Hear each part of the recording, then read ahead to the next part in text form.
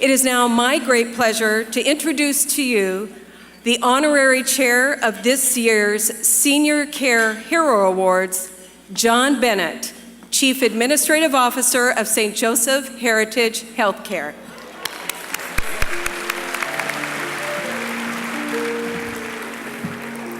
Thank you, Marianne. It is my honor to announce the first recipient of tonight's People's Choice Awards. These are the only categories that were decided strictly by you through the online voting. These are the people who give their time and their hearts without pay, without titles, and even without accolades. And you wanted to recognize them for their tireless care and contributions. All of the nominees in these categories are listed in your program, and tonight we recognize your choices. So now, I'd like to introduce you to the family caregiver hero, Carol Driscoll. Carol was the primary caregiver for her mother, Beverly, always making sure that she felt loved and cared for. You see, Beverly suffered from dementia. Carol would drop everything at a moment's notice to drive to Beverly's house and calm the anxiety her condition sometimes caused. She'd spend countless late nights researching every treatment under the sun for dementia, and even dedicated her life to ensuring that Beverly would comfortably age in place in her own home for the duration of her life. Carol wasn't only committed to providing for her mother's mental and physical well-being, but was dedicated to ensuring that she truly enjoyed the remainder of her life. Carol dedicated her own life to allowing her mother to participate in all of her favorite activities, like visiting her 23 grandchildren and 9 great-grandchildren, engaging in long talks about World War II and how life used to be. They celebrated every holiday to the fullest and indulged in all of Beverly's favorite foods, especially sweets, because she'd been an excellent baker. Beverly passed away on June 12, 2017, at peace in her own home, surrounded by her loving family. It's comforting for them to know that she enjoyed every minute of her life, and a huge part of that is because of Carol's unconditional love and dedication to her mom. Carol, you're an incredible daughter and a true hero.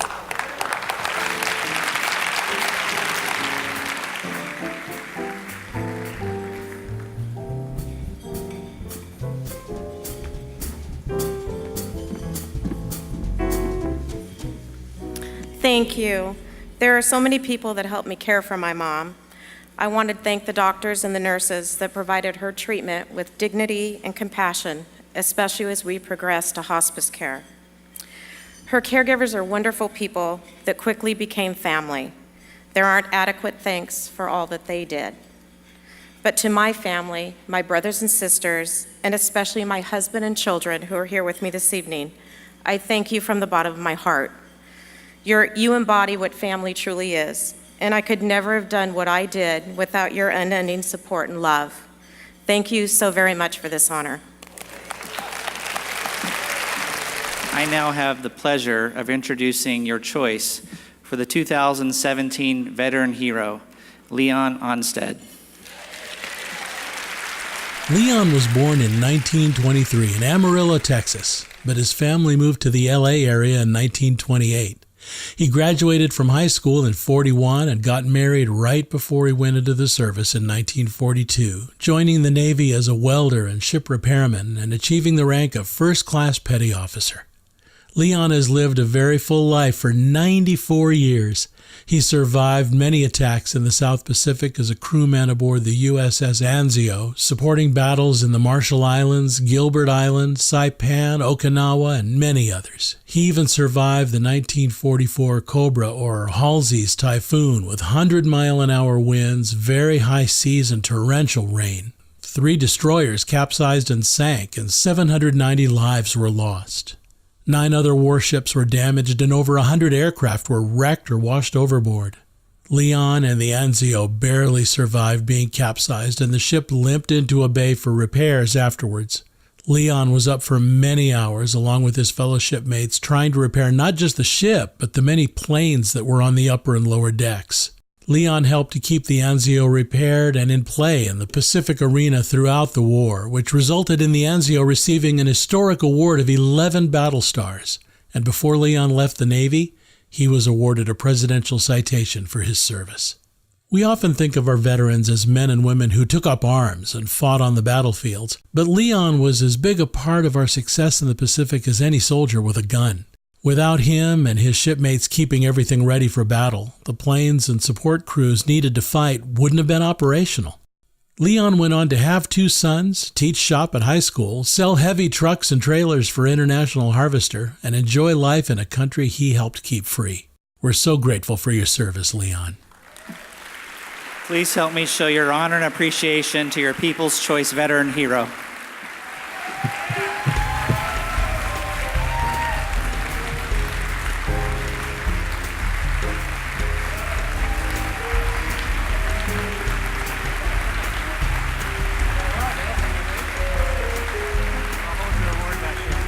Hey, that's pretty good. Thank you.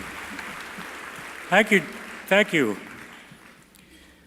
Well, like I say, I think we'll start at the beginning. That was 1923. Graduated from high school, was a welder in the shipyard. A few buddies were getting drafted at the age of 20, so I decided I'd go in the Navy. So in the Navy, 8 days out of San Francisco, we were in Tarawa and had a carrier sunk right alongside of us. And I said, gee, this isn't going to be any fun at all. So I took them serious from then on. And so I went out and built a basketball court aboard ship. And then, of course, we played half court. Pretty soon they said, oh, let's build another one on the other side. So I built a full court. And over 3 years, we never lost a game. So we had some pretty good players aboard ship. And even I got to play. But that wasn't the scary part of my service. The scariest part was the second scariest thing was the suicide guys, and we thought that wasn't fair for them to fight like that. But then the biggest scare we had was the Halsey Typhoon, with 90-foot waves washing our planes off the decks, and we listed a couple of degrees more than we were supposed to be able to. When they asked me to sign over again, when the war was over and we were off the coast of Japan, I told them you could make me rear admiral and I wouldn't sign over. My experience in the Navy was worth $1 million. But you could pay me $1 million and I wouldn't do it again.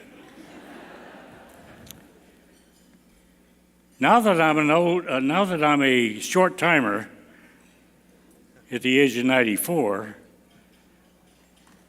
I think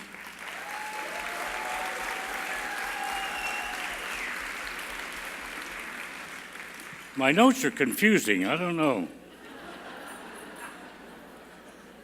Well, anyway.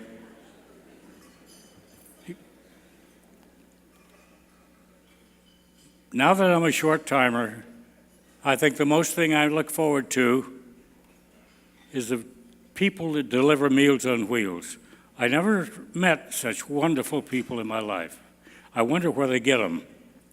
They are wonderful. And when you're 94, you don't go around too much anymore. So they are our source of people that we meet. We take a walk, we walk the dog. But that is the most exciting and thankful thing that I have to look forward to today, is the people coming to deliver the meals, and they are such wonderful people. And for that, I thank you very, very much.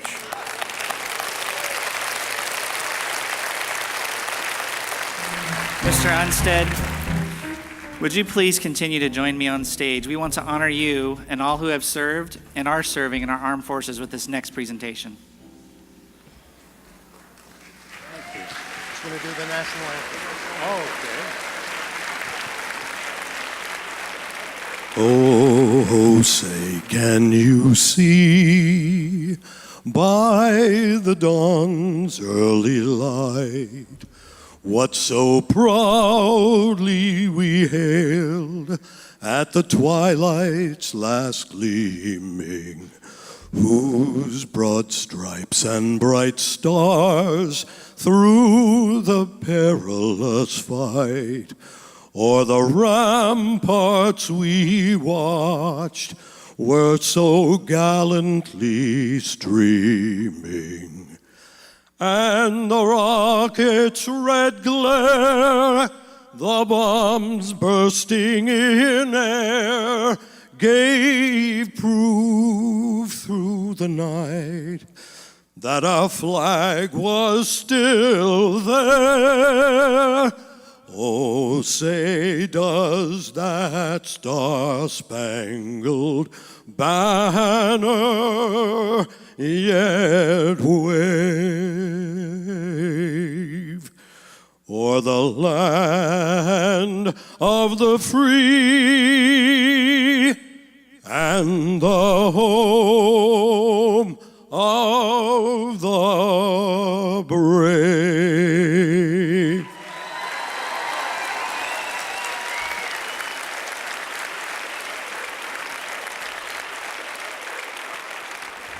And now for the final People's Choice Award. Let's take a moment to listen to the story of our volunteer hero, Barbara Myers. Barbara's been a St. Jude volunteer for over 10 years and currently works in the gift shop and with the Guild Board. She truly follows the mission statement of her employer, which includes the idea of sacred encounters, doing the ordinary in an extraordinary way. She's like that with guests and staff. Barbara doesn't just perform her duties, she applies her compassion. This was apparent one particular day when she saw a young man in the gift shop looking at a picture frame. When she approached him, he said, "Gosh, it would be great if I could buy this for my wife. We're having a baby, but I just can't afford it." Once he left, Barbara purchased the frame, gift-wrapped it, and found the young man. She wanted him to be able to give that frame to his wife. Her compassion extends to her co-workers, who she treats like family. When her supervisor shared with her that he'd been diagnosed with stage 4 cancer, she came alongside him in quiet ways. She'd call him periodically to keep him updated on things at work so he'd still feel relevant. But she'd also entertain him with personal stories of what was happening in her life, chatty visits that included family stories. For this young man, she was both a shoulder to cry on and an inspiration. He told us, Barbara doesn't just volunteer her time, she volunteers her heart.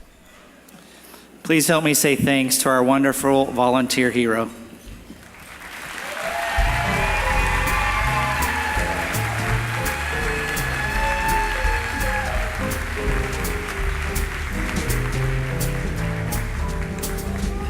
Good evening. I am thankful to accept this honor on behalf of many people. My husband of 56 years for understanding how important community service is to me. To prove it, he's become quite the shopper and a chef in his retirement.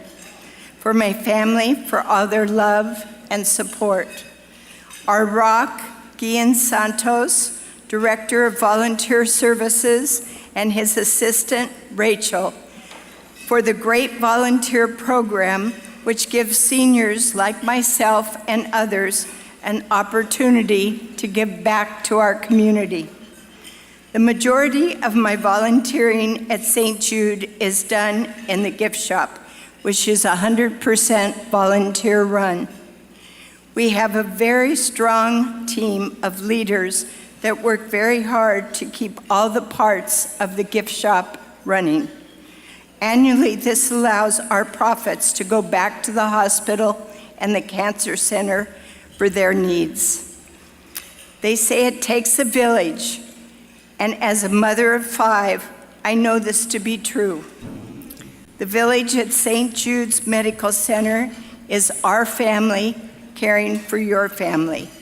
Alone, we would not be able to do this, would not be able to do so much, but together we can do so much more. Continue volunteering and be the uplifting smile that the world needs. All of us volunteers, thank you for this honor. Have a great evening.